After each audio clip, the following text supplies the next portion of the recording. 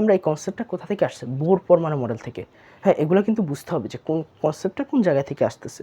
তো এনের হচ্ছে আরও কিছু জিনিস জানতে হবে, সেটা হচ্ছে এগুলো বাচ্চা বলা হয় না পড়া, শুধু দেখাইছে আর কি। হ্যাঁ, আসসালামু আলাইকুম রহমতুল্লাহি বারাকাতুহু।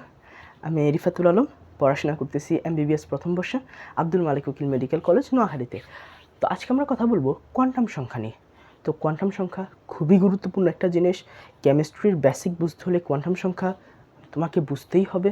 তো আজকে আমরা খুব বেসিক থেকে কোয়ান্টাম সংখ্যার কিছু জিনিস দেখার চেষ্টা করব। তো যাদের বেসিকে দুর্বলতা আছে কোয়ান্টাম সংখ্যার, তো তাদের জন্য আশা করি যথেষ্ট হেল্পফুল ভিডিওটি হতে যাচ্ছে। তো আমরা শুরু করি যে কোয়ান্টাম সংখ্যা। কোয়ান্টাম সংখ্যা জিনিসটা কি? তো এই যে কোয়ান্টাম সংখ্যা লিখলাম,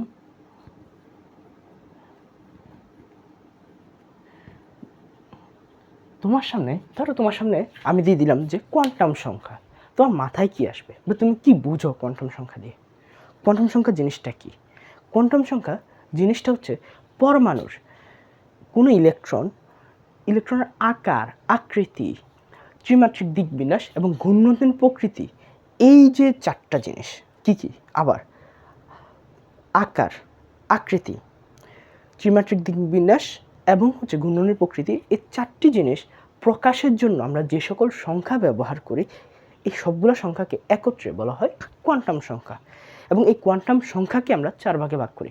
তো কোয়ান্টাম সংখ্যার বেসিকটা কি? যখন আমরা চারটা জিনিস আমরা দেখব, এটা আমাদের সংজ্ঞাতেও এরকম এবং বেসিক জিনিসটাও এরকম যে চারটা জিনিস: আকার, আকৃতি, ত্রিমাত্রিক দিকবিন্যাস এবং হচ্ছে ঘূর্ণনের প্রকৃতি।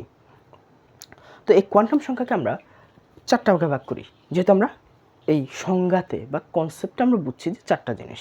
তো 4টা ভাগে আমরা ভাগ করি। 4টা ভাগ কী কী?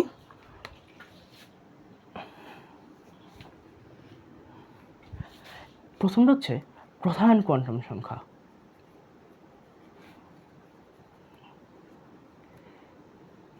কোয়ান্টাম সংখ্যা, আচ্ছা, পুরাটা না লিখে ছোটো করে লিখবো আর কি। সহকারী কোয়ান্টাম সংখ্যা এভাবে লিখলাম আর QN, কোয়ান্টাম নাম্বার। হ্যাঁ, এরপরে হচ্ছে একটা হচ্ছে কি প্রধান কোয়ান্টাম সংখ্যা, আর সহকারী কোয়ান্টাম সংখ্যা, চুম্বকীয় কোয়ান্টাম সংখ্যা, আরেকটা হচ্ছে কি স্পিন। স্পিন, এই হচ্ছে চারটা কোয়ান্টাম সংখ্যা। আমরা 4টা কোয়ান্টাম সংখ্যাকে ভাগ করছি। তো এটার ইংলিশগুলোও জানতে হবে, ইংলিশ টার্মগুলোও জানতে হবে। ইংলিশ টার্মগুলো হচ্ছে প্রধান মানে হচ্ছে কি প্রিন্সিপাল কোয়ান্টাম নাম্বার। হ্যাঁ, সহকারী মানে হচ্ছে অ্যাজিমুথাল বানানটা ঠিক আছে, অ্যাজিমুথাল কোয়ান্টাম সংখ্যা। হ্যাঁ, বা আরেকটা হচ্ছে সাবসিডিয়ারি অর চুম্বকীয় মানে হচ্ছে ম্যাগনেটিক। চুম্বকীয় মানে হচ্ছে ম্যাগনেটিক, আর হচ্ছে স্পিন তো স্পিন আর কি, স্পিন এটা ইংলিশ। আচ্ছা, তো আমাদের কাছে 4টা কোয়ান্টাম সংখ্যা আছে। তার মানে আমরা কি করব? ধরো আমরা যদি এই কোয়ান্টাম এটাকে আমরা 4 ভাগে ভাগ করছি। কারণ আমরা যদি এই 4 ভাগটা, এই যে 4টা ভাগকে যদি আমরা বিশ্লেষণ করে পড়ে ফেলি, তার মানে আমাদের কোয়ান্টাম সংখ্যা পড়া শেষ, রাইট? আমরা যদি সবগুলারে ইন্ডিভিজুয়ালি ডিটেলসে পড়াশোনা করি, তখন আমাদের মূল কোয়ান্টাম সংখ্যা আমরা বুঝে যাব খুব ক্লিয়ারলি যে কোয়ান্টাম সংখ্যা দ্বারা আমরা কী বোঝাই। তো আমরা কী করবো এখন? আমরা হচ্ছে প্রত্যেকটাতে আলাদা আলাদা করে দেখার চেষ্টা করবো যে কী জিনিস। আমরা প্রথমে দেখব কি প্রধান কোয়ান্টাম সংখ্যা। আচ্ছা, আমরা এগুলা মুছে দিই। হ্যাঁ, মুছে দিই।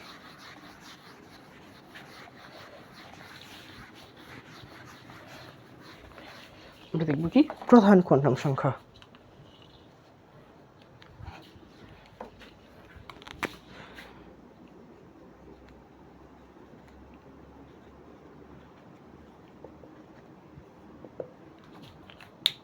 প্রধান কোয়ান্টাম সংখ্যায় কী কী আছে? প্রধান কোয়ান্টাম সংখ্যার যে প্রথমটা, সেটা হচ্ছে প্রধান কোয়ান্টাম সংখ্যা জিনিসটা কি? প্রধান কোয়ান্টাম সংখ্যা আবিষ্কারক হচ্ছে বোর। আমরা দেখছি রাদারফোর্ড পরমাণু মডেল কত সালে দেওয়া হচ্ছে, 1911 সালে। বোর দেওয়া হয়েছিল 1913 সালে। ওই যে 1913 সালে যে মডেলটা তিনি দিয়েছিলেন, সেই মডেলে তিনি প্রধান শক্তিস্তর নিয়ে কথা বলছিলেন। মানে বিষয়টা হচ্ছে উনি স্থির একটি কক্ষপথ বা অরবিটের ধারণা দিয়েছিলেন, এবং সেটাই পরবর্তীতে প্রধান শক্তিস্তর বা হচ্ছে এই যে কোয়ান্টাম সংখ্যার যে প্রধান কোয়ান্টাম সংখ্যা, সেটা হিসাবে রয়ে গেছে আর কি। এই জন্য প্রধান কোয়ান্টাম সংখ্যার প্রবর্তক বা আবিষ্কারক হচ্ছে বোর। তার মানে আমরা এই কনসেপ্টটা কোথা থেকে আসছে? বোর পরমাণু মডেল থেকে। হ্যাঁ, এগুলো কিন্তু বুঝতে হবে যে কোন কনসেপ্টটা কোন জায়গা থেকে আসতেছে। তো বোর পরমাণু মডেল অনুসারে কি একটি ইলেকট্রন কী করতেছে? বৃত্তাকার কক্ষপথে ঘুরে। বোর অনুসারে বোর পরমাণু মডেল লিখে দিই এখানে। বোর মডেল অনুসারে কি পরমাণুসমূহ ইলেকট্রন হচ্ছে নিউক্লিয়াসকে কেন্দ্র করে বৃত্তাকার পথে ঘুরে। ইলেকট্রন বৃত্তাকার পথে ঘুরে।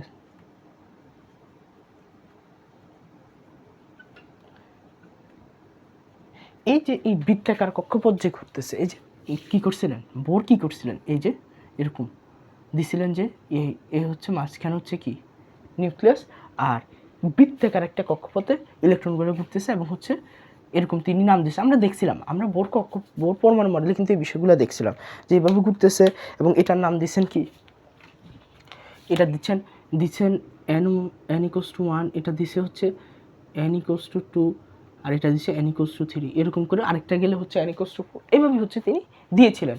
এই যে এটা কিন্তু তিনি হচ্ছে প্রবর্তন করে ফেলেছিলেন 1913 সালে। আর এই যে কোয়ান্টাম সংখ্যাগুলো, এই কোয়ান্টাম সংখ্যার 4টা কোয়ান্টাম সংখ্যার একটা কোয়ান্টাম সংখ্যার ধারণা হচ্ছে তিনি দিয়েছিলেন, তার এই কনসেপ্ট থেকে আসছে।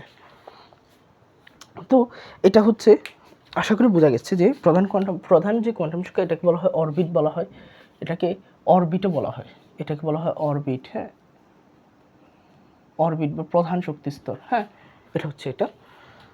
আর এটাকে প্রকাশ করা হচ্ছে এন দ্বারা, প্রকাশ হচ্ছে এন দ্বারা। এন দ্বারা প্রকাশ করা হয়। আর এন এর ভ্যালু কি?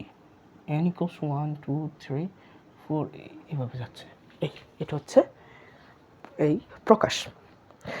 এন এর মান যত বাড়তেছে, যেহেতু এন মানে কি আমরা বুঝতেছি, এখন আমরা বলবো না যে প্রধান শক্তিস্তর বা হচ্ছে প্রধান কোয়ান্টাম সংখ্যা, আমরা এখন জাস্ট এন দ্বারা প্রকাশ করবো, বুঝছো? জাস্ট আমরা হচ্ছে কি এন দ্বারা প্রকাশ করলেই বুঝবো যে এটা হচ্ছে প্রধান কোয়ান্টাম সংখ্যা।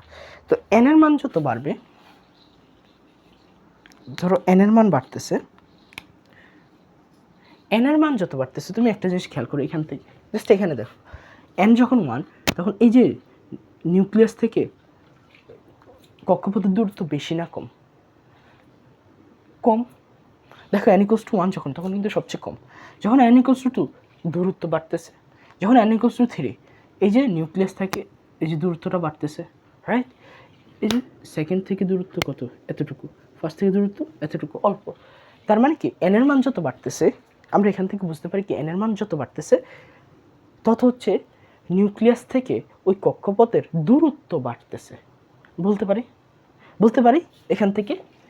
তার মানে কি যত বাড়তেছে, দ্যাট মিন্স নিউক্লিয়াস থেকে দূরত্ব এটাও বাড়তেছে। এটা জাস্ট একটা হচ্ছে নর্মাল জিনিস। এবং আরেকটা জিনিস হচ্ছে আবর্তনশীল ইলেকট্রনের শক্তি।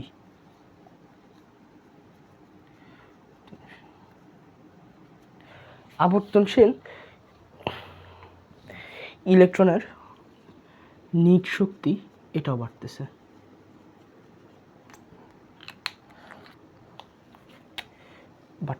তার মানে কি দেখতেছি আমরা, এন এর মান বাড়লে নিউক্লিয়াস থেকে দূরত্ব বাড়তেছে। এটা এন না দিবেন, এটা হচ্ছে নিউক্লিয়াস আর কি, এটা এইভাবে দিলে হচ্ছে সবগুলো এন, তো এখানে এন না ইউজ করি, নিউক্লিয়াস ইউজ করি,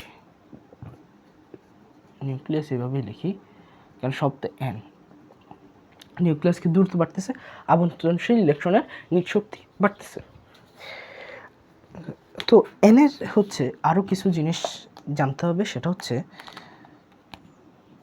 এন যেহেতু আমরা প্রকাশ করে ফেলছি, n=1 এটিকে একটা নাম আছে, এটার নাম হচ্ছে কে, মানে এটা হচ্ছে কে শেল। n=1 এটা হচ্ছে কে শেল। এভাবে দেয় কে শেল, কোন শেলে আছে কে শেল।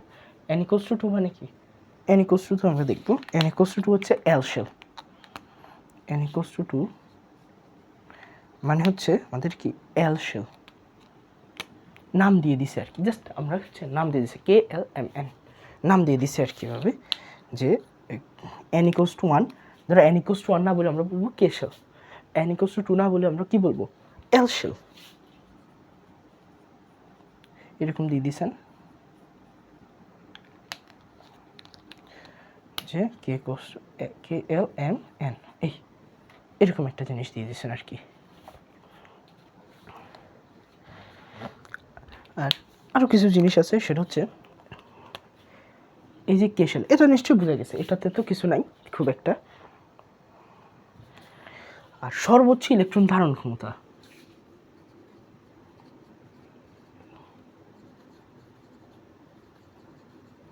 এই যে অরবিটে, এই অরবিটে সর্বোচ্চ ইলেকট্রন ধারণ ক্ষমতা হচ্ছে আমাদের twice n square, twice n square. That means আমরা n এর ভ্যালুটা যদি 1 বসাই, n এর ভ্যালু যদি 1 বসাই, তার মানে কেতে n equals to 1 মানে কি কে শেলে আমাদের সর্বোচ্চ ইলেকট্রন কত থাকবে, 1 বসালে 2। দ্যাট মিনস এই দেখো কে শেলে, জাস্ট একটু মাথাটা মানে দেখলে হয়, মানে এগুলো আগের পড়া, এগুলো আসলে এখনকার পড়া না, এই এসএসসি লেভেলে থাকে এগুলো। এরপরও হচ্ছে এখানে আমরা একটু দেখতেছি আর কি, এই যে কে এর মান, কে শেলে যদি আমরা এটা বসাই তার মানে কি হবে 1 যদি বসাই এখানে, তার মানে কি এর ক্ষেত্রে কত আসবে, দুটি সর্বোচ্চ ইলেকট্রন ধারণ ক্ষমতা দুইটি, এল এর ক্ষেত্রে কত আসবে,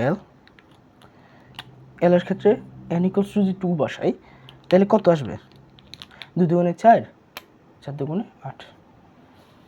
এগুলো একেবারে এসএসসির পড়া, আসলে এই বিষয়টা আমরা এসএসসিতে পড়ে ফেলি, ভালোভাবে পড়া হয়। এম এর ক্ষেত্রে কি আসবে, আর হচ্ছে এন এর ক্ষেত্রে কি আসবে, এম এর ক্ষেত্রে যদি 2 বসাই তার মানে সরি এম এর ক্ষেত্রে হবে 3 বসাইলে 3 3 9, 9 দুগুণে 18। আর এন এর ক্ষেত্রে কি হবে, যে 4 4 16, 16 দুগুণে 32। এই এরা বাচ্চা বলা হয় না পড়া, শুধু শুধু দেখাইছে আর কি। হ্যাঁ আচ্ছা, তো এটাই। এবং হচ্ছে দ্য মোস্ট ইম্পর্টেন্ট থিংস যে প্রধান শক্তি স্তর দ্বারা আমরা কি বুঝি, প্রধান শক্তি স্তর আমরা এই শক্তি স্তরের এই যে প্রধান কোয়ান্টাম সংখ্যা, প্রধান কোয়ান্টাম সংখ্যা দ্বারা আমরা কি বুঝি, প্রধান কোয়ান্টাম সংখ্যা দ্বারা আমরা বুঝি শক্তি স্তরের সাইজ বা আকার বা সাইজ, এইটা হচ্ছে আমাদের মোস্ট ইম্পর্টেন্ট জিনিস। প্রধান কোয়ান্টাম সংখ্যা দ্বারা আমরা এই যে ইলেকট্রনের, এই যে ইলেকট্রন যে ঘুরতেছে এই ইসের ভিতরে নিউক্লিয়াসকে কেন্দ্র করে, আমরা কি করতে পারি, এর সাইজটা বুঝতে পারি, যে পরমাণুর যে কক্ষপথের যে কনসেপ্টটা আসছে, যে বোর পরমাণু আমরা যে বৃত্তাকার কক্ষপথে ঘুরতেছে, এবং এই যে প্রধান কোয়ান্টাম সংখ্যা দ্বারা আমরা জাস্ট সাইজটা জানতে পারতেছি, মানে আকারটা জানতে পারতেছি রাইট। আচ্ছা, আর এরপর হচ্ছে আমরা কি বলছি, আকার আকৃতি, হ্যাঁ, এরপরে কি ত্রিমাত্রিক দিক বিন্যাস এবং ঘূর্ণনের প্রকৃতি, এই বিষয়গুলো আমরা পরবর্তীতে দেখবো আর কি।